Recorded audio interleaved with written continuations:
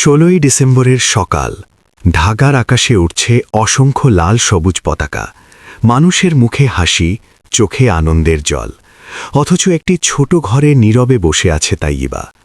আজ বিজয় দিবস, কিন্তু তার মনে বাবার স্মৃতি ভিড় করে আসে। 1971 সালের অগস্ট মাসে তাইয়িবার বাবা মুক্তিযুদ্ধে চলে যান। যাওয়ার আগে মেয়ের মাথায় হাত রেখে বলেছিলেন, মা, দেশ স্বাধীন হলেই ফিরব। সেই কথাই ছিল তাদের শেষ কথা। যুদ্ধের শেষ দিকে ডাক পিয়নের হাতে আসে একটি চিঠি। কাঁপা হাতে তাইয়িবা চিঠি খুলে পড়ে, আমার আদরের তাইয়িবা, যদি আমি আর না ফিরি, মনে রাখবে আমি হেরে যাইনি। আমাদের ত্যাগেই একদিন লাল সবুজ পতাকা উড়বে, সেদিন তুমি গর্ব করবে। চিঠি পড়তে পড়তে তাইয়িবার চোখ ভিজে যায়। বাবার আশঙ্কাই সত্যি হয়, তিনি আর ফেরেননি। আজ বিজয়ের দিনে তাইয়িবা শহীদ মিনারে আসে। বাবার নাম মনে করে একটি ফুল রাখে।